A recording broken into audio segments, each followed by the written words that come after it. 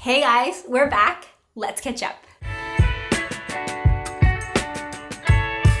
Hi guys, welcome back to the channel by Emlu. I'm Emlu, aka Marianne, and I have a chit-chatty catch-up video for you guys. It's probably going to take the shape of a relatively traditional podcast, but I'm also going to throw in some Japan stuff at the end if that's something you're curious about, because if you guys didn't know, I was in Japan for about 3 weeks. We have a lot to catch up on. A lot has happened since I last sat down and filmed and chatted with you guys. Largely, a big finished object is completed, and if you don't know what I'm talking about, I'll spoil it. It's the Milides's dress that's done. We'll talk about that. I have a couple new cast-ons, and I kind of brought a project back from the dead, which I posted very briefly about on my Instagram.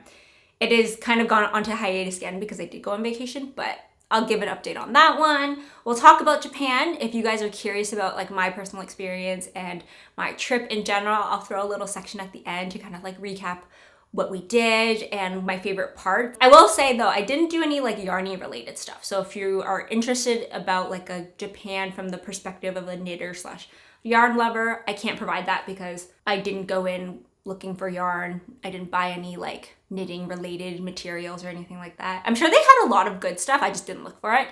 And at the very end, or maybe before the Japan part, we'll throw in some yarn acquisitions because I do have some more yarn. I actually might open it on camera because I haven't opened it. I've been holding it and waiting to film. So that's what's in today's video. Let's get started with what I'm wearing today. This is something that maybe has been on the podcast once or twice. It's not something that I've knit, but it is hand knit, and it's this beautiful cardigan that's in this fuchsia magenta pink. It kind of reminds me of Barney. And it's a hand knit cardigan that my mom made actually when she was in her 20s or so. I'm not entirely sure how it came into a closet. I probably stole it, sorry mom, but she knows that I have it. So I wouldn't say that's totally stealing. Maybe she gave it to me. I can't remember the exact interaction. It's a really thick, chunky cardigan. I think this one's actually acrylic that she made, and it's lasted almost 30 plus, for sure 30 plus years. And it's beautiful. It's really warm. It's probably a little too heavy for today's temperature. It's still 20 degrees outside, but I'm doing it for the fall vibes. And I probably will take it off because I probably will sweat in it. I don't actually know what this knit is. It's what I would think to be fisherman wool, or not fisherman wool, sorry, fisherman stitch. It's really chunky, it's thick, it's got these really beautiful classic kind of floral looking buttons. I would never go for this color, but I'm really glad she did because it brings me a lot of joy. So can't say too much about it because I don't know too much about it, but it's a really beautiful chunky sweater that I will treasure. And for a plus, it has pockets. She even made them so that they were integrated or so. So the back of this is pearl, and she's got this nice curved edge to the pocket. It's really cool. Anyways, that is what I'm wearing today. You'll probably see me take it off because it's quite hot and I will inevitably sweat. Let's jump into the finished object. This is something that's been a long time coming. It's actually been finished for over a month because I did finish it before I left for the trip. And I've already spoiled it, but this is the Milides's dress. I was gonna wear it today, but I felt like it'd be easier to talk about it, holding it instead. And so this is how she is, beautiful. I'll probably insert a clip or a photo of me wearing it so you can get a better sense of the length and the way it drapes and how it fits on me. If you guys are new to this channel slash this pattern, this is a custom fit, reversible, stockinette, essentially fingering weight knit summer dress by VertKnit. She's also known as Inês. Inês is her actual name. And it's beautiful. I've been eyeing this dress since the pattern came out, probably over a year and a half ago now at this rate. But I was always very intimidated by it because I was still a pretty new knitter at the time, and a full length fingering weight custom fit dress just felt a little out of reach. Back at the beginning of the year, Inês announced that she was going to be expanding the size ranges to her pattern, so she was going to do a new test knits, and I applied to this one, taking it as if I get it, it'll be a sign that I'm meant to knit it, and I did get it. This one specifically is knit in Knitting for Olive Pure Silk in the colorway Olive, And it's this beautiful green. I really, really do love it. And this has been a labor of love for 4 months, and it's so strange to say that it's finally done because I just feel like it's been a passion project. I guess long story short, I do plan on filming a Melides dress kind of like tell all. It's not going to be juicy by any means, but it's just going to be like me chit-chatting about my experience and my overall thoughts on the knit and the pattern,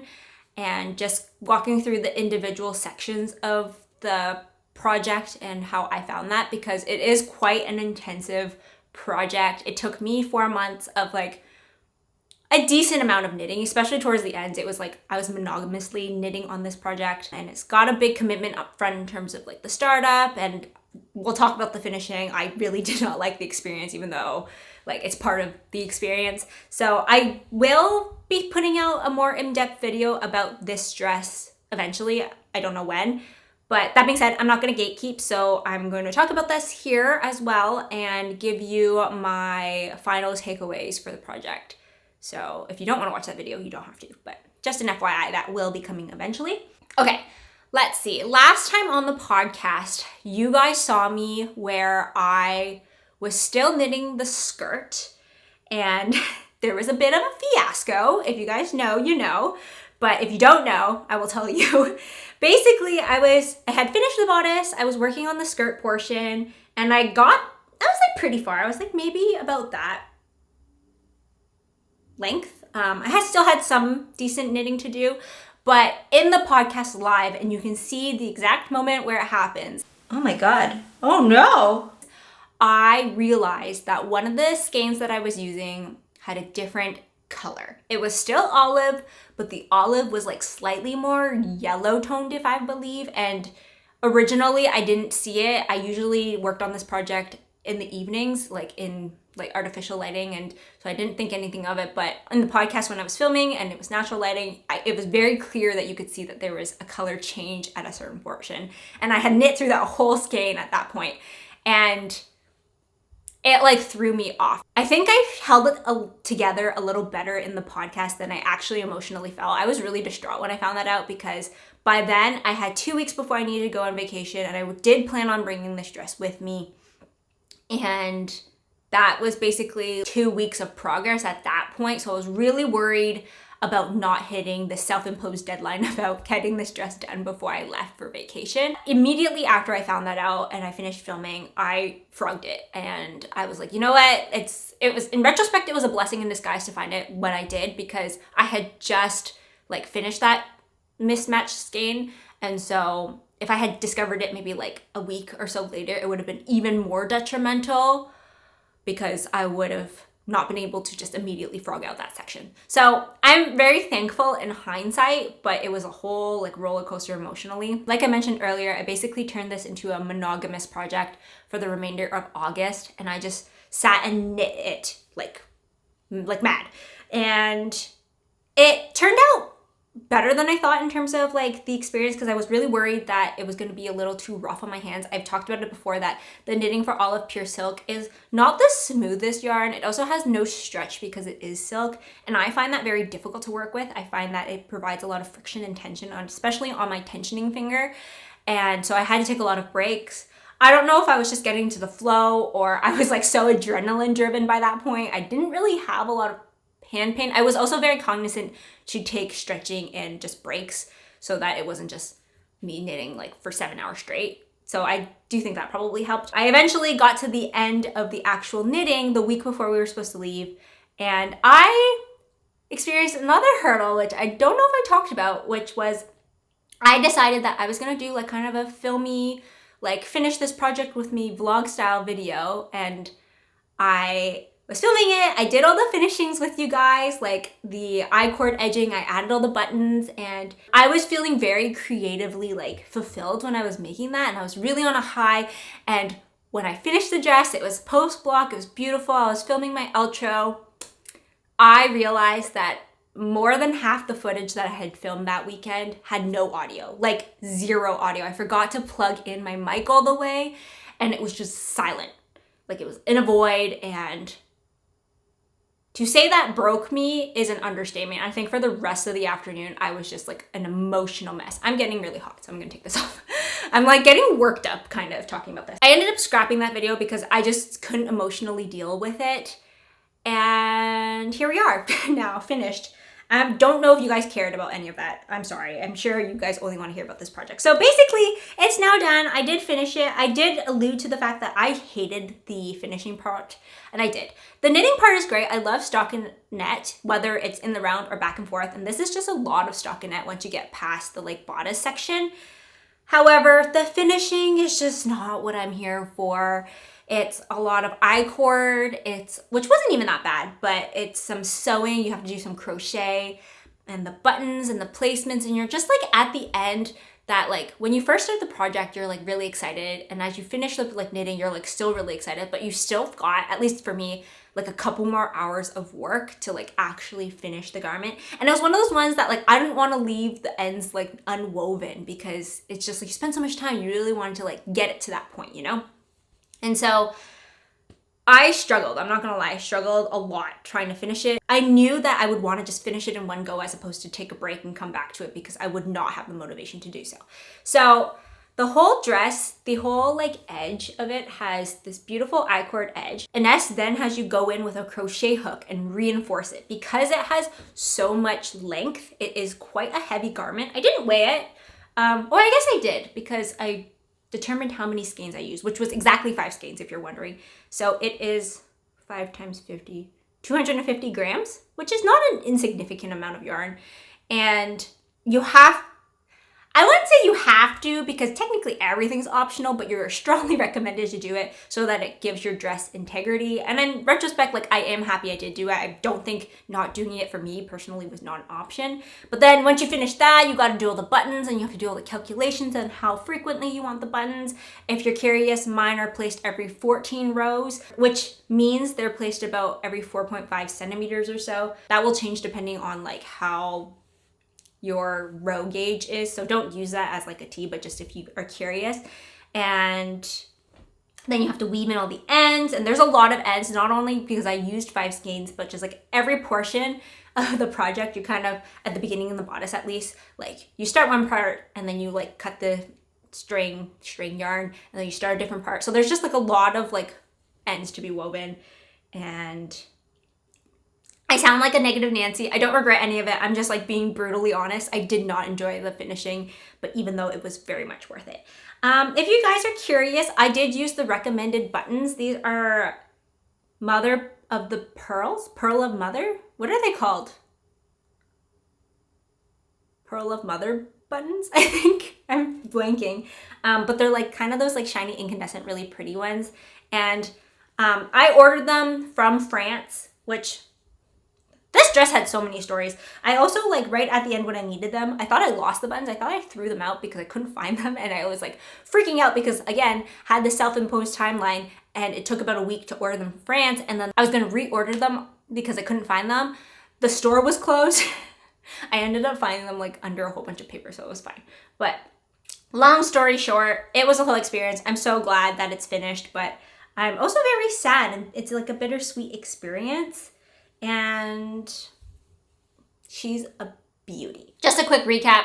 Ended up using 5 skeins of the Knitting for Olive Pure Silk in the color olive. I used 21 buttons spaced every 14 rows, approximately 4.5 centimeters. If you buy the pattern, you'll know that she recommends you space them by rows so it's more consistent versus like measuring, but that's up to your own discretion. And what was the other thing? I think that's all the like specific details about mine. I have a whole bunch of notes on mine on my Ravelry page. If you are curious to know like nitty gritty stuff, go check that out there. For mine, I used 2.75 millimeter needles as my main. The recommended in the pattern's 3. And overall, the finished garment, I would rate like 11 out of 10. It's probably my most prized garment that I've ever made. It's just so much love and emotional ups and downs went into it that I'm just like so happy with how it turned out. Now, I'm gonna be brutally honest. I have not worn it except to take pictures. Not because I don't want to, but I think, and let me know if you guys are like this, there's a part of me that is worried about wearing it because I love it so much that I don't want to like ruin it. So I did originally have this plan to be finished for Japan. I wanted to wear it in Japan. I brought it to Japan and I never wore it because it was 39 degrees every single day. It felt like almost 43, I think, some days with the humidity. And I was just sweating buckets endlessly. And the thought about sweating buckets endlessly in this dress just like broke my heart, because it meant that like if I wanted to wash it, I would need to block it, and there was not enough room in the hotel rooms that we were staying to like lay it out flat, and it's just like really muggy there, so I didn't want it to also like get moldy or anything like that. And so I just withheld and didn't wear it. I was almost gonna wear it one day to take photos, but then what ended up stopping me is that the Japan style there is very modest, and I don't know if this fit exactly with that vibe. And I know that being a tourist, like some people say that you have a little bit more leeway because they know you're a tourist, but I still didn't feel like I wanted to do that, especially if I was visiting a country. I wanted to respect their culture and their traditions, and if they were going to dress a little bit more modestly, I didn't want to be that person out there wearing like a more revealing top of a dress that in some lights is a little sheer. I did end up buying a slip in Japan to wear at home with this, because even though it's quite dense, like I think the stitch count for mine was, well, you should hit, not have to, but you should try to hit the recommended gauge, which I think was 25 stitches per 10 centimeters. But it is still a little see-through in the light. Like if I hold it, can you see that? Maybe not. Take my, a little bit. Like you can see the like closet outline a tiny bit, I think. Nevertheless, I just didn't personally feel super comfortable wearing it given where I was. And now that we're back and it's cold, I can't really wear it. So I will be saving this and wearing it next year. I am very excited. I'm very happy with it. I cannot recommend this pattern enough if you are interested, which brings me to my key takeaways. If I'm looking to the side here, it's because I have my notes. But as I mentioned, I'm not going to gatekeep. These are going to be the same takeaways more or less in the finished like Melides's dress video that I will eventually publish, unless I think of new stuff along the lines. But for the time being, this is going to be the list. Basically, I have 4. That is, this project is a lot less daunting than you think it is. While it is very intensive in terms of a big project commitment, and it did take me 4 months, and I'm sure it can take people some less time, some more time. It's like not the quickest knit in the book. I will say Inês has taken a lot of effort, and it shows, to try to make this as approachable as she can. There's like notes in the pattern if and when you buy that. She has like videos on her Instagram reels to kind of guide you through things. She's always there for support, whether or not you're in her test knit group or not. And enough people have made it now that there's a lot of like helpful things on project pages on Ravelry. So if you are intimidated by this dress, that's a very valid feeling. I would say like it's actually not as bad as you think. And especially once you get past the beginning stages, because it has a quite like thorough setup, and then the bodice can be a lot to like think about. There's a lot going on. Nothing is inherently hard per se, but there's just like a lot of things that you have to keep track of. But once you get towards the ends, it's really just stockinette back and forth with the occasional increases. My number 2 thing is that gauge is really important, but so is your sanity. So I mentioned before, and I think it's been talked about a lot in the past, that this has a pretty hefty like startup. You basically, because it is custom fit, you have to do a lot of measuring of yourself when you start, and you have to do a lot of gauge swatches to try to make sure that your gauge is as close to the recommended gauge as possible. I made 3 gauge swatches. I didn't hit the perfect gauge. I think mine was a little bit like tighter than recommended, but that's what I'm saying. Like, while hitting gauge is important and you should definitely try to get as close as you can, keep in mind that your sanity is also important. So use your best judgment.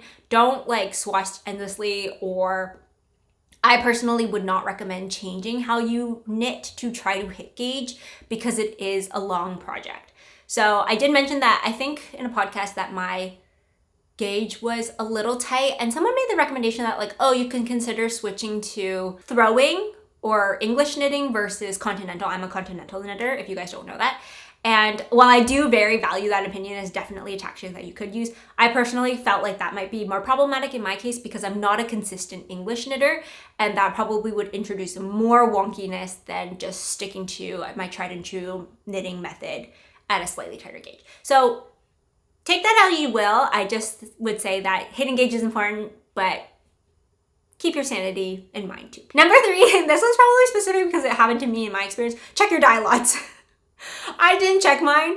Well, I thought I did, but I guess I didn't because I didn't know one of them was the wrong color, and that whole debacle could have been avoided had I checked earlier. Thankfully, the yarn store that I bought the yarn from was super kind, and they ended up giving me a refund for that mismatched dye lot anyways. I had just reached out asking if they had another one of the same color because I was hoping to have 6 gauge just in case. They didn't, but they gave me a refund, which was, I find, really kind of them. They didn't have to do that because it was equally my fault not identifying the wrong color as some would argue their fault for sending it, but everybody makes mistakes, so I'm not mad about that. But yeah, this could have all been avoided had I checked early on. The last big tip is to keep your swatches. I don't know if people like frog them. Some people frog them, I'm assuming. Some people just keep them. Some people misplace them. I have obviously a swatch board, but I don't put every swatch on this board. And the swatch comes in handy towards the end when you have to do some more swatches for the finishing. She has you apply an I-cord right before you do an I-cord on your actual dress. And knowing which one is the one that matches your actual dress is important because I made 3. They all look the same. They were all in the same color. And you could measure, but if you just remember which one's actually the right one, that makes your life easier. If you guys plan on doing this, just keep that in mind. And then last but not least, my key takeaway is that if you do decide to do this, you will feel so proud and accomplished. I don't think a year ago I would have been able to do this, or I wouldn't have had the right mindset. Despite all the ups and downs and all the things that I had go on with this project, I'm still so incredibly proud that 1, I was able to push through, and 2, that I just have this beautiful garment that I made. I will cherish this for so long. There's a little bit of me that's like nervous that I made it to be custom fit to my current body size, which I don't know if I will be this size forever. So there's definitely that thing that I'm kind of juggling, but overall, I feel so accomplished and I feel so like confident about my knitting abilities and my abilities to follow a pattern and implement it in a pattern in a project. And so yeah, if you do this, I guarantee you will feel like, oh my god, I can't believe I did that. And it's an incredible feeling. So if you're curious at any means, I would recommend this to the Earth's End. This dress, it's also something about it brings the community together in a way that is incredible. I've met so many beautiful souls through this, and I'm so thankful for that. And just people cheering you on when something happens, whether that's a good or a bad thing. Like, the community is just amazing. And I honestly wouldn't have been able to finish this without you guys. So yeah, I'll leave it at that. We can talk about the other stuff because I've been filming, I don't even know, there's no timer on this, but I've been filming for a while and I still have quite a bit more to talk about. So yeah. If you have any questions or anything, let me know. You will be seeing this a lot more next year. I unfortunately will have to put it away sometime soon because it is getting quite cold, but not quite cold, still 28 degrees, but I don't wear dresses like once it goes past 25 because it's too cold for me. But yeah, bittersweet finishing it, but also I can't believe we did it. Let's move into the work in progress section. I have 3 to share today, even though I have a lot more like works in progress just around.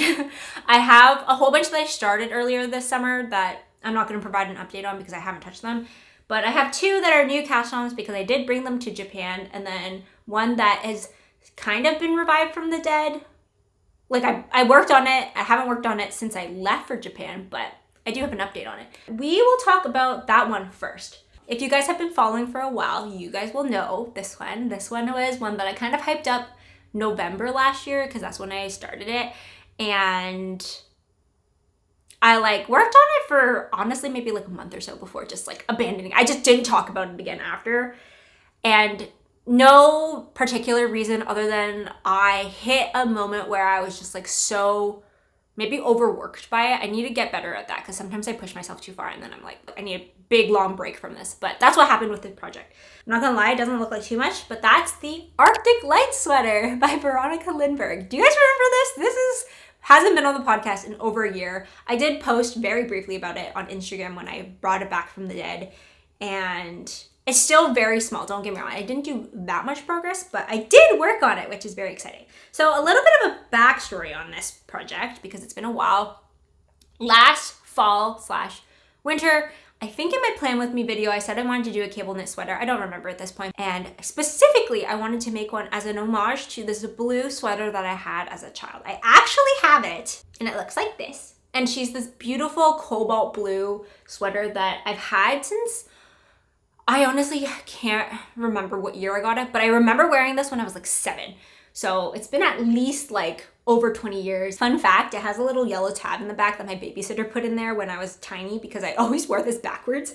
But yeah, so it's this beautiful sweater. I love this color. It's acrylic. I believe one of my like parents' friends or something gave it to me, and I, to be totally honest, still wear it sometimes. It's definitely too small. You can tell like the sleeves are too small and it's very cropped, but I love it so much.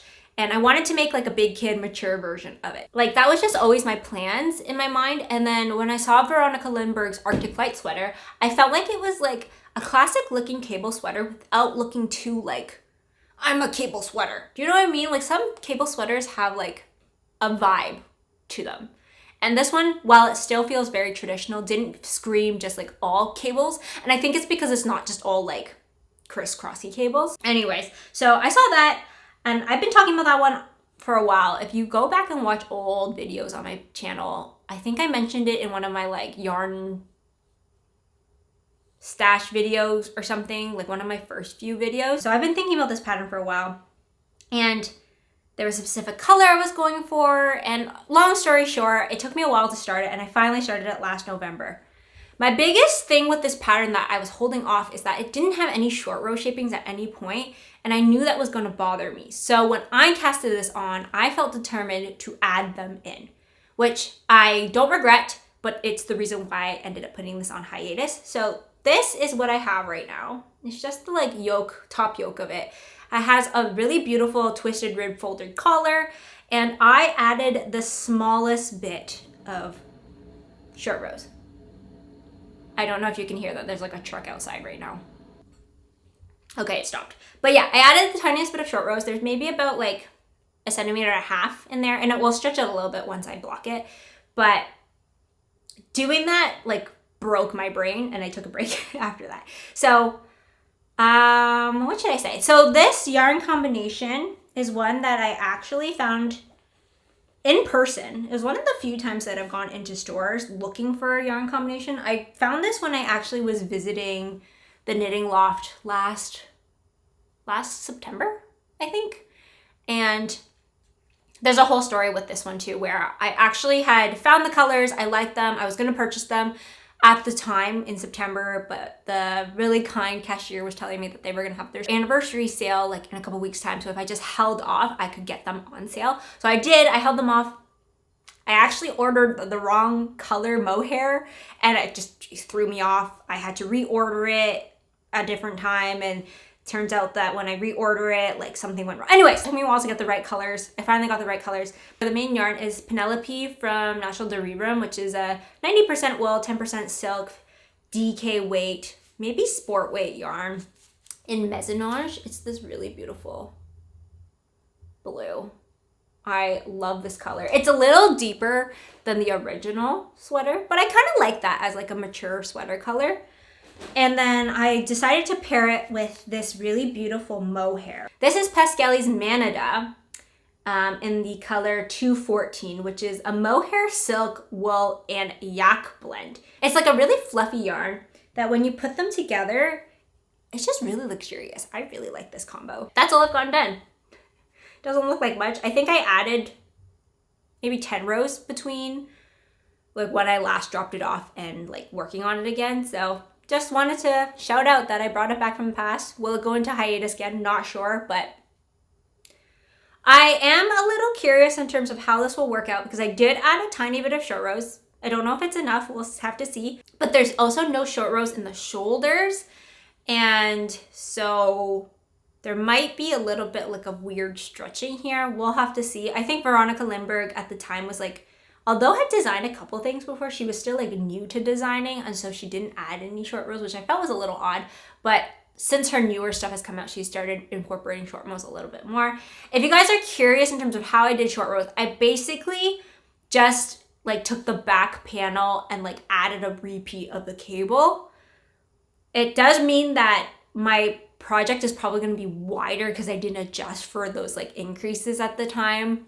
I don't know. This is just a whole experience that I'm trying to figure out. We're taking this real slow. We're not even at that point where like I can split for sleeves. I think once I get past the yoke, it'll be smooth sailing, but we need to get there first. The reason why I think it will be okay is because underneath the arm panels, like on the side, it's just, I believe, moss stitch. So as long as I had increased in a multiple of moss stitch, which I think is 2 stitches, it should be fine.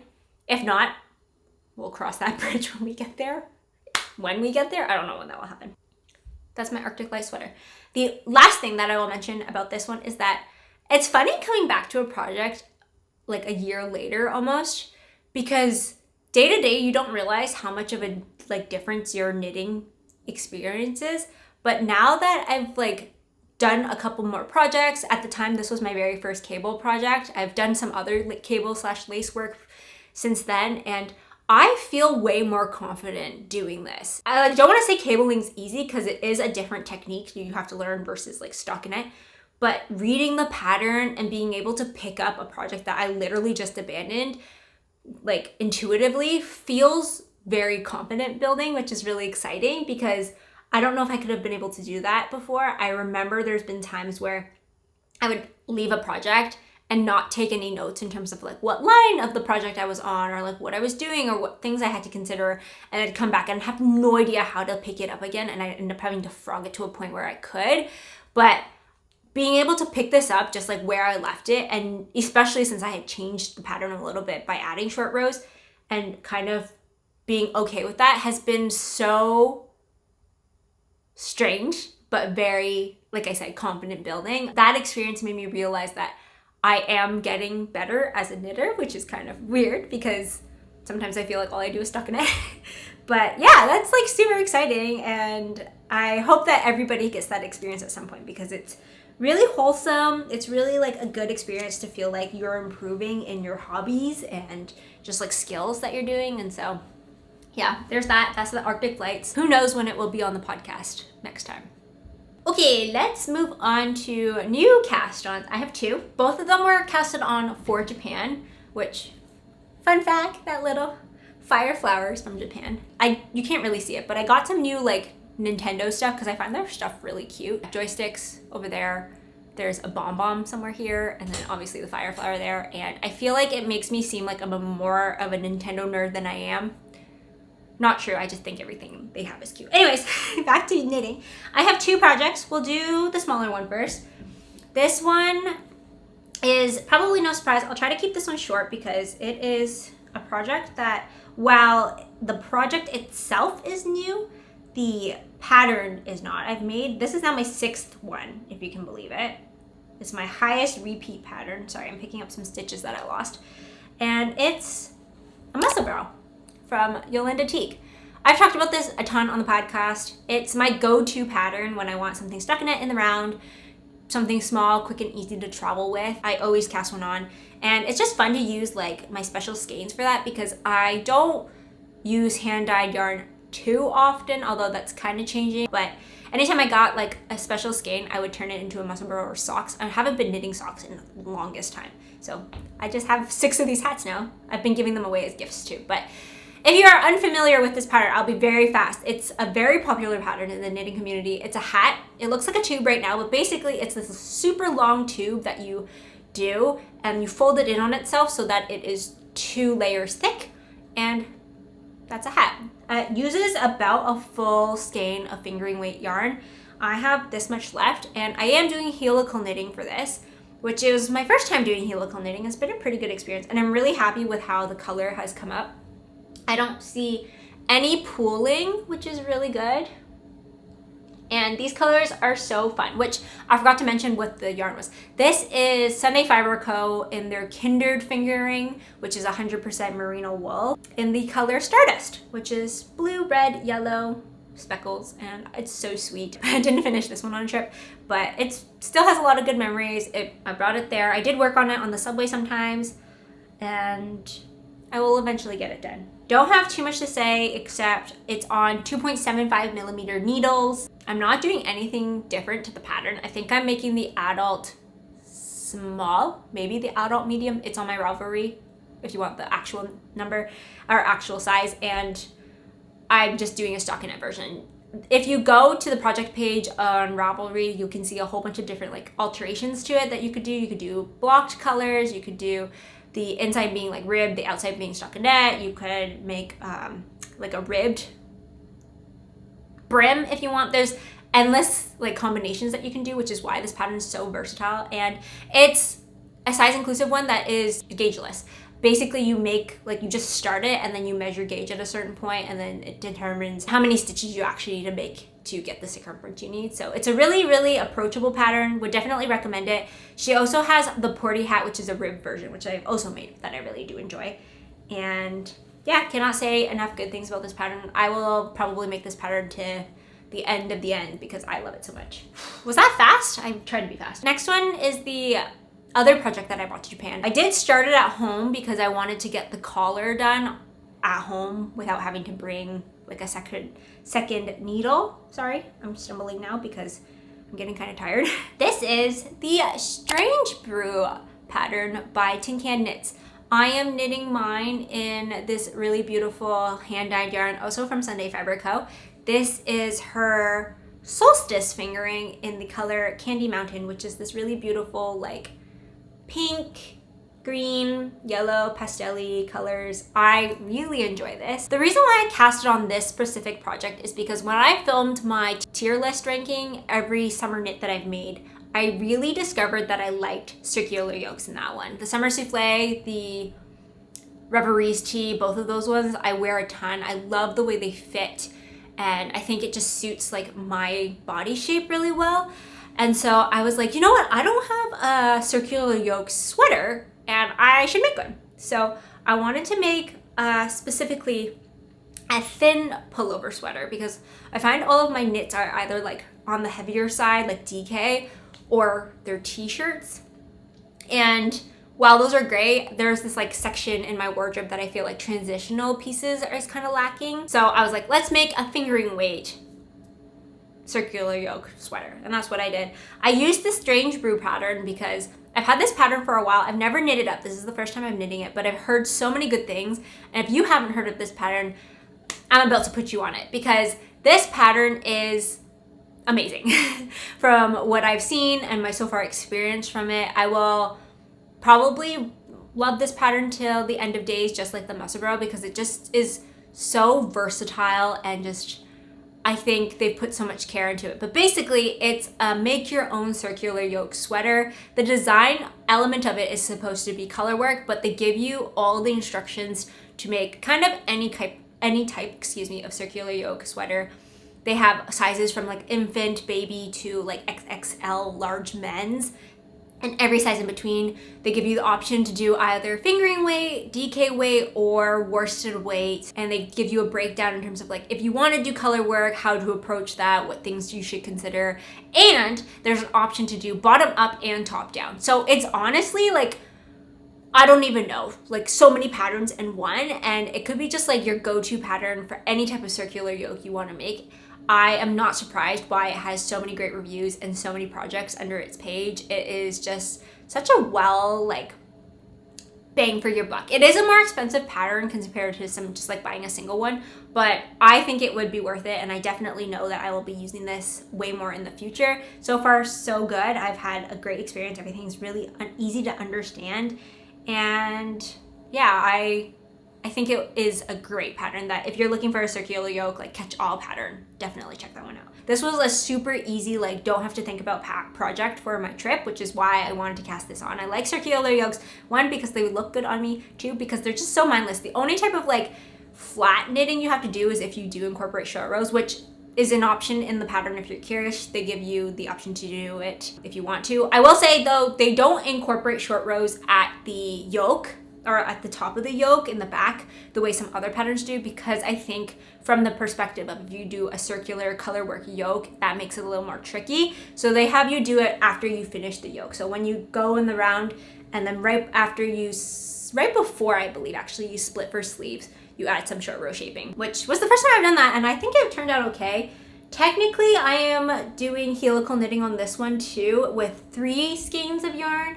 And at that point got a little like hard to deal with because helical knitting I think only really works in the round, but I don't see an obviously color pooled patch, so I'm okay with it. But yeah, just if you were curious, that's what happened. And so far so good. This is a 2-ply yarn, 4-ply yarn. It's like you can see the texture of the like spin, which is kind of interesting. It gives the stockinette a cool texture without being too obnoxious, which my first time knitting with it. We'll see how it pills in the future. I suspect it will be more pilly, but if this goes well, I plan on making another. Those are all the projects that I have to share with you guys. Everything else that I've been working on or are still just works in progress. I haven't even been working on them. Let me know if you want to see a like Frogger finish type of video. I have some things that I think eventually I'll finish. I'm never one to just like decide not to, although there's been some times where I've like frogged it and then sold the yarn because I just wasn't feeling it anymore. But I think all the projects that I have on the go right now, or that I haven't been working on, are things that I do eventually want to finish, like the Arctic Lights. If you guys remember, I was making a souffle, which I kind of want to finish eventually. Oh, speaking of the souffle, the reason why I'm doing this one in this specific colorway for like in Candy Mountain is because it reminds me of Taylor Swift's Lover. And I'm going to go see her in November. So I think I'm going to wear this, especially if it's a long sleeve.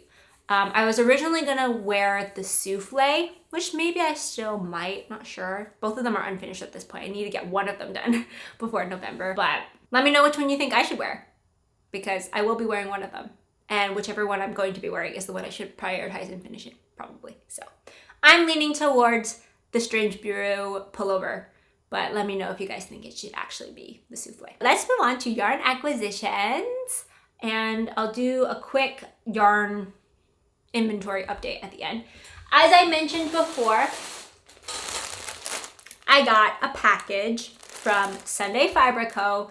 because I'm obsessed with literally everything she makes. She has just been on fire. I think she's probably my most favorite indie hand dyer, and she's based in BC, which I love supporting Canadians. And yeah, this is my second order from her. I technically also got my first advent calendar from her, which is going to be coming in November, I think.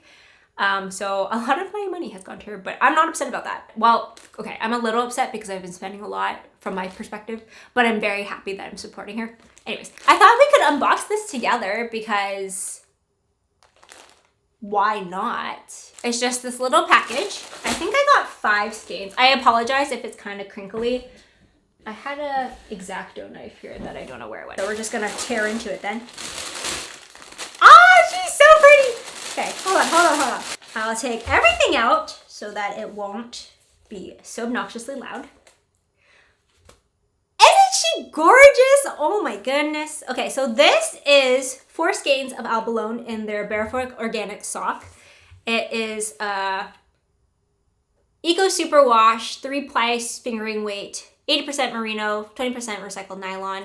Beautiful color. I mean, can we just look at that? Oh my gosh. She's so pretty.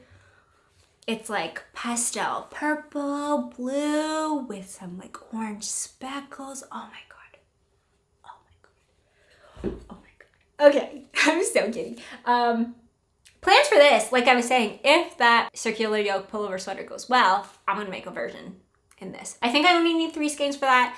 I got a 3rd one because Ryan said he really liked it and wanted a hat in it too. And I'm not here to withhold making hats for people, so another Musselburgh probably. I also picked up a skein of her Kindred fingering in the color Breccia. It's kind of a darker version of the Albalone. It's a little more blue pinky, if anything, but I also really enjoy that one. Probably socks, hat, I don't know. All of those are probably gonna be hats, let's be real. And then the last one I got was another Solstice fingering in Sandcastle, which is this really pretty like tanny pinky color. Also really beautiful. I saw that Elsie made a sweater in this and I really liked it, but I couldn't bring myself to buy another sweater's quantity. Also, she didn't have one. And so I thought like a tan hat would be really nice. No? Maybe a tan scarf? Can you make a project with like fingering weight scarf. I'm not sure. But yeah, really, really excited about this one too. Okay, so these are all the yarn goodies that I got. That's 6 more units into my yarn stash. Let's talk about an inventory update in that case. I started August with 169 units. 14 came in. That was including the last batch of Sunday Fiber Co. stuff. And 9 units went out. That means I ended August with 174. And then, as I just mentioned, 6 units came in. So I'm officially at 180. That's all the knitting related stuff that I have for you guys today. I just want to say before you go that thank you so much for watching today's video. I am so grateful for you. I want to know what you guys want to see from me, because in this period coming back from Japan, I think I'm a little like, I don't know what I'm doing because I left, like I said, in summertime and I was knitting summer stuff, and now that we're back, it's kind of like full into fall stuff. I was looking at my like subscription page on YouTube, and there's like a lot of stuff talking about like fall knitting plans, and I haven't given any thoughts to fall so far. I do like fall knitting, so I do want to get into that, but yeah, let me know if you want to see that video. I probably will do a fall/winter because I plan based off like warm season, cold season, as opposed to individual seasons. And like I said, that Melidis dress video will come out at some point eventually. But if there's anything else that you guys want to see, maybe just like getting my knitting life back together, because I feel very like unfocused right now, which is fine. But I would like to get back into the groove of things. I do know that I do plan on finishing the 2 projects that I brought to Japan. Don't know what I want to cast on next. Don't know if I want to go back and finish on the summer projects that I started. It feels kind of weird now. There's part of me that wants to do fall knitting. I just don't know what I should do. I don't know. Losing that month, which was like both an incredible experience because Japan was amazing, but was also very like, what am I doing? Like, I just felt like I got up, uprooted in my life, and then came back and like I'm put here trying to figure out what I was doing when I left, but then what I was doing when I left doesn't really fit into the season right now. Anyways, I don't know if that makes sense, but like, yeah, let me know if you have questions about any of the projects that I talked about. Like, let me know in the comments below. I'm always available on Instagram if you want to DM and chat there. If you want to listen about my Japan stuff, I'll be inserting that in at the end. If you don't want to stick around and watch the Japan stuff, by all means, that's totally okay. I want to say thank you guys so much for watching, and I will catch you guys later. Bye for now. Okay, hi, hello, we're back. I switched things up a little bit. I'm now on the floor because I thought this would be a little bit more casual. You probably know by now, I was in Japan. I've talked about it quite a bit on this podcast. And if you follow me on Instagram, you would have seen me post a couple photos here or there about my trip. And it was incredible. We were gone for about 3 weeks, a little over 3 weeks. This was my first time in Japan. Ryan's been before. Ryan's my husband. And he loved it and convinced me that I might love it too. So the more he talked about it, the more I was like, you know what, this like sounds like a good trip. So we ended up going and we hit the trifecta. So we did the 3 major cities that like I think any newbie would do, which is Tokyo, Kyoto, and Osaka. And we actually structured our vacation to be very travel heavy in the first bit, and then a little bit more like chilled and laid back and like one location based for the second half. And it worked really well for us. We actually landed in, I think on Tokyo time on the 3rd. We're there for 3 days in Tokyo. We then took the bullet train to Kyoto for 3 days. We took the subway from Kyoto to Osaka for 3 days, and then we made our way back to Tokyo for the last like 2-ish weeks of the trip. And the reason why we did that is because we actually ended up going to Tokyo with just a carry-on each, and did the first like 9 days with just carry-on, a backpack. It was like pretty easy traveling in that sense to just get like to places. And then once we were in Tokyo, we bought some big luggage to buy goodies and souvenirs and stuff to bring back. I won't go into specific nitty-gritty what we did every single day unless you really want to hear that. If you do, let me know in a comment below, or feel free if it's like there's a specific question like you to DM me.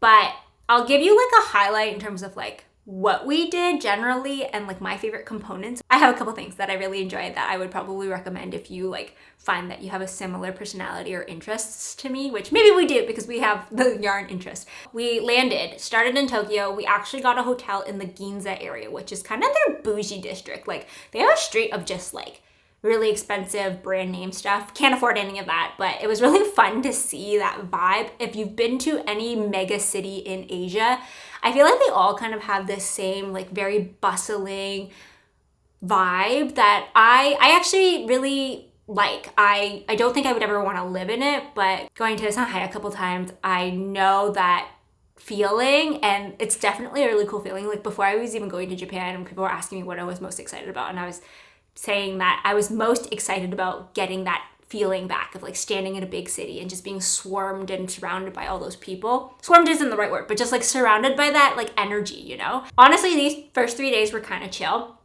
Jet lag really hit us hard, which is a double whammy in Japan because at least coming from Canada, which is like 13 hours ahead currently, and 13 hours behind. And it was hard because I would be waking up at like 3 or 4 a.m. Japan time, and things in Tokyo don't open till like 10, 11 a.m. They stay open late, but like that was like 6 hours of like, what do I do? I probably should have tried to sleep a little bit more, but I was just like wired in the morning. Notable things that we did was we did do the sky tree during this time. I know some people recommend not to because you do have to pay to go up to that observation tower, and there's some free ones. But I thought it was a good experience. It was a really pretty tower. And then there was a local park nearby in that area that we just sat and chilled at for a bit. We also did my first sushi go round, or also known as conveyor belt sushi. Ryan raved about that when he went. He loves sushi, and the sushi there is incredible. I am not a sushi person, but I am a Japan sushi person. First night's dinner was ramen, which is good. Any ramen you get there is just amazing. I will be raving about food forever about that because the food in Japan and just in China and Asia in general is just incredible. After Tokyo, we bullet trained to Kyoto, which was a whole experience of itself. We figured it out, we got to Kyoto. Kyoto is the only place that I wish we spent more time in. We had 3 days there. The main things that we saw were Nishiki Market, we did do the bamboo forest, and what else did we do? Nishi Market is like mostly food-based. It was really fun. It is a big tourist area, so some of the food there is not the most affordable, but it's really fun if you just like to want to try things here and there. I had a really good chicken skewer in that place. And then the bamboo forest was also beautiful. I will caveat, every single day that we were there, we got really lucky. We didn't have basically any rain, but it was like 39 degrees plus every day, and then almost was feeling like 40 something with the humidex. It was like expected, but when you're spending that much time in the sun and that much time like outside, it was just like so easy to get heat stroke. And I will tell you now, if you do go to Japan, invest in those like portable fans. You'll see people have them. You can buy them at like pharmacies and just like discount stores and stuff, and get a UV umbrella. Like hands down, those two things ended up saving our butts. Specifically, we bought them for when we went to Universal Studios because we knew it was going to be bad, and it was still bad with them, but it would have been way worse if we don't. So recommend go getting those if you do decide to go. But I lost my trail of thought. Oh yeah, bamboo forest was so beautiful, but yeah, so freaking hot. And they have like a little street there. I don't remember what its name is, but it's also got like some food stuff. And we got a tofu ice cream, which is basically a soy ice cream, but it does taste a little different. That was really good. And then my favorite day of probably the whole trip, but also for sure Kyoto, was the Uji Nara day trip day that we did. So we took the subway. Yeah, it's just like kind of like a above ground rail to Uji, which is the birthplace of matcha. So if you love matcha, definitely like take a trip out there. I think it's only about an hour away from Kyoto, so it's not too hard to get to. And it's just everything there is matcha. The place is beautiful. It has the Uji River that runs through it, so it's like by the water, and everything's just like really serene and very calm. It is still touristy, but it's not as like in-your-face tourist as some other places. I had the most incredible matcha. We actually did a matcha workshop. If you're interested in matcha, definitely go do that workshop. It was, I think, only 15 Canadian dollars or so, and you get like but you get like 2 matcha drinks and a little sweet, and it was really it was an amazing experience, and you get to learn a little bit more about like the matcha process and what makes a good matcha and all that stuff. And there was matcha ice cream, matcha soba, We bought a whole bunch of matcha there, and yeah, I really liked that day. It also was super chill and underrated from our perspective. We just went and roamed, and we went pretty early, so some things weren't open, but the streets were really calm, and it was just a really good change of pace from some other very tourist-heavy spots. The second half of that day, after Uji, we did the Nara Deer Park. If you guys have seen any videos or photos of that, you would know what I'm talking about, but it's basically an area of Nara where there's just Nara deer everywhere, and you can buy crackers and you can feed them, and they're hilarious. I think I loved it more because we have Juby, who is like hilariously like the best poodle that we could ever ask for, but they do very similar things in terms of like the way they stare at you and like kind of like are hilariously aggressive but like kind of playful. And yeah, when you have crackers, they know, like these deer know that you have crackers and they will come for you. They're not like aggressive by like dangerous means, but they're like, they let you know that they want what you have. Throw them away if you want them to give you some space. And yeah, they're really sweet. And so Ryan and I spent maybe an hour or so there, and it was really fun. We were originally going to do Nara on the day but traveling from Kyoto to Osaka, but we ended up switching it, which I preferred. It made, one, the Uji Nara day like my favorite day of all, and then two, it made the travel to Osaka a little bit more streamlined because we didn't have to carry luggage or anything. I don't have much to say about the Orange Gates. The Orange Gate Temple is really nice. It is very busy. We only ended up going to the first checkpoint. When Ryan went for his first trip, they actually went to the very top, and he said it took like, I want to say like 3 hours, maybe there and back. So we only hiked for like about half an hour. It was beautiful, but yeah, I think if I got to the top, I would have passed out. It was so hot that day and there was just so many people, especially at the beginning. It kind of tapers off as you go up, but we were just not into it. So we cut it and ended up going back. Overall, I had a great time in Kyoto. I think Kyoto actually is also like, if I was to recommend to like my mom or my mother-in-law who are a little bit more nature inspired, should go do more of. They just have like a different pace, a rhythm there than they do in the other big cities, but it's still a big enough city that like you can still do a lot of stuff. We then subwayed to Osaka. In Osaka, we also had 3 days there, and one day was dedicated to Universal Studios Japan, which was so much fun. If you are a lover of Nintendo, they have a Nintendo world there, and I would highly recommend it.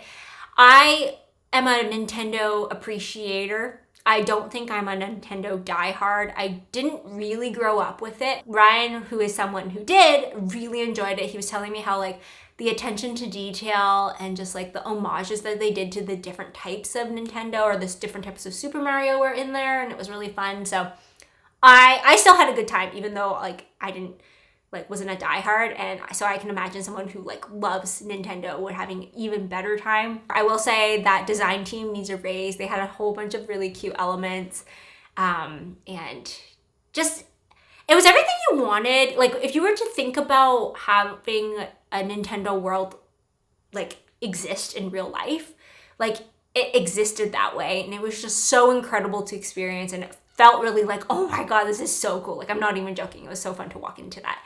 They do have some other worlds. We did also go to the Harry Potter world, which was fun, but we ended up doing the Making of Harry Potter like museum set tour in Tokyo a little while later, which I liked better. So there's that. I'm not a big roller coaster, especially when it was hot that out, so we didn't do that. There was like a Despicable Me section. Like we ended up spending most of the day at USJ. However, by maybe like 3 o'clock, it was getting like too tired and hot. We woke up really early to get in, so we ended up calling it, which was a good idea because by the time we got back to the hotel, it started raining. We also did a food tour in Osaka because I think Osaka is more known for like their nightlife and their street food. And that was really fun. We had a really fun tour guide who was also from Canada, so it was like small world, and tried a lot of amazing food. We tried udon, we tried tempura. There was a set meal like option. We had takoyaki. Is that what it's called? The octopus balls. I didn't really like that. Didn't care for the texture, but I know that's like a big thing over there. But yeah, everything was incredible. by the end of it, I was so full that I was like, I need a nap. We also did the Amida Sky building, which is an amazing architectural building. It's a different like observation place, similar to Tokyo Skytree, but obviously of Osaka, and that was really beautiful because Osaka is closer to the water, so you could see like the water in the far and some mountains, and that was really beautiful. And it was way less crowded, which was also really nice. And then we headed back to Tokyo. So the only thing that we did on the way back to Tokyo was we did a hot springs, which was wonderful. It felt kind of crazy to do a hot spring when it was already 39 degrees outside, because the hot spring water temperature I think is like 40-ish. But it was still really relaxing to just have 2 hours just to like chill and just like hop in and out of the hot water. And it was really calming and relaxing. And I really would recommend doing that even if it is the summer. It's just a different calming experience. The last 2 weeks in Tokyo were definitely more unstructured for us. We ended up kind of taking things really easy. The first couple days when we got back, we did like the big hitter. So we did do the borderless, which they had all like the lights and stuff that you see people post on social media. It was beautiful. Definitely worth it if you've never been. Ryan was a little bored because he's been there before, but he did go because I wanted to go, and they had some really fun like visuals. My favorite room was the orb like moving on conveyor belt one. If you guys know, you know. I think the more popular one is like with the light ones that like are hanging from the ceiling. Ooh. Which was really pretty. They actually give you a 5-minute time limit on that one, where you like can go in for 5 minutes, leave. You can line up again, but it's just to keep like people moving through it. I also really liked the one that I think was like a lily pad one, where it was like you start underneath the lily pads, and as you walk through the room, you like transition to like above water. That one was really cool too, and that was like seasonal based. So depending on what time you would go into that room, it would be like spring or fall or winter, which I really like that one too. So that was fun. We also did, as I mentioned earlier, the Making of Harry Potter World, the like studio lot tour. I didn't know they had this in Japan. I actually only figured it out because I was like scrolling like Tokyo and like what they had and what to do. And it was incredible. Also a Harry Potter enthusiast. I'm not like a diehard fan by any means. I haven't read the books in years, but I do appreciate the like Harry Potter world and all the like thought and detail that went into it. And so this one was really cool because like it walks you through like certain elements of like the making of the Harry Potter movies and some behind the scenes, and that was just really fun. If you like Harry Potter in any shape or form, definitely go check that out. Another big thing was the bonsai tree museum. Oh my god, I love that. This one was a little further out, and we almost didn't go because there's like nothing else in that region. The way we tried to structure a day was usually like an event in the morning and then an event in the evening, and like that gives you kind of some wiggle room to do something else or if things get delayed or whatnot. So that one was kind of like we would have to travel like an hour out, maybe 45 minutes, to specifically the Bonsai Tree Museum, and then there would be nothing else. We ended up doing it, and I definitely don't regret it. If you have like a spare afternoon or a spare portion of your trip, go check it out. And it has just like hundreds of bonsai trees. They're so beautiful. The one that they're like most known for, I think it's like 600 or 800 years old or something like that. It's just so pretty. The way that they're like so dramatic, and I can't believe these are trees. Oh, I would have spent more time there, but again, it was too hot, and by the time we hit like the 2-hour mark, I was like, I need to sit down in AC. That makes me sound so weak, but yeah, I don't do well in like extreme heat for long excessive periods of time. But yeah. I also want to shout out that we did a cooking class with the Cooking Sun, not sponsored or anything, but I heard about this on TikTok, and that was so much fun. I think after all the food we ate out, like that was my favorite food, which I know might be controversial because their ramen and their sushi is really good, but something about a set meal homemade is just so good. And then it was really fun learning about like the history and stuff like that. Like, okay, this might sound very naive and I apologize, but I didn't know that miso soup had dashi in it. Like, in my mind, you just go buy miso paste and you just mix it with water. But no, you're supposed to mix it with dashi. And we did it when we got home, and it tastes so different. I feel so like, oh my god, I can't believe we didn't know that. But learned that on that like cooking class, and we also learned some other fun like Japanese stuff. And they give you the recipes so you can actually bring them home and like make them if you want. But yeah, the Cooking Sun cooking class that we did was really fun. It was like a couple hours to kill, and they walk you through it, and you get to eat it at the end, and it was just, I really enjoyed that experience. There were some other little things that we did here or there, but we did do a lot of shopping. We also did a lot of arcade games. The arcades in Japan, if you don't know, are like split into crane games and then like music rhythm games. We did a lot of both. We went some fun like arcade crane games for like gifts because they had some Pokemon plushies that like were really cute and stuff. So that way. Okay? Okay. You can try it. No, it's bad. Most of the like music games is like $1 and you can play for like 15 minutes, and so like you do have to play, but you are enjoying it, and that's an experience you can't get at least here in Canada, at least not from what I'm aware of. So we did a lot of that, and then we just did a lot of eating. All the food was incredible. We went to Kura, which is their like big sushi brand. So many times. We probably should have tried some like smaller sushi places, but the food was just so easy to get to, and like any sushi is good sushi in Japan compared to the sushi that we have here. Like there is literally the Ottawa River in Ottawa and the Rideau Canal, and they don't have salmon there. Like where are you gonna get sushi from? All in all, it was just like an amazing experience. The travel home was meh, but that's with anything. And I will say the 3 weeks was like a really good period for us. By the end of it, I was starting to feel a little homesick, which I think is a good sign of a good trip, because it would be a tragedy to go somewhere and then feel like, darn, I don't feel like we did everything we wanted to do. Excuse me. That's by no means to say I would never go back to Japan. There's so much stuff that you could still do there. But I felt like for that trip, we did everything that we initially wanted to do. And so I felt really fulfilled in terms of the journey that we had and the stuff that we did by the time we were like on the way of heading home. I'm sad that the trip is over, but also very happy to be back and getting back into routines. And I think that was a good sign that it was a really good trip. Yeah, that's a general overview of the vacation that we did. I can't believe it's over. I feel like for the longest time after we had booked the tickets, it was like, oh my God, it's so far away. It's so far away. And then now it's over, and that's kind of sad, but more bittersweet than sad, I suppose. But yeah, anyways, that's the recap. I hope you guys found that interesting. If you have any comments or questions about that, or just want to chat about Japan, I am more than happy to do so. Like, come and message me or leave a comment below. But yeah, I hope you guys have an amazing rest of your day, and I will catch you guys in the next one. Bye for now.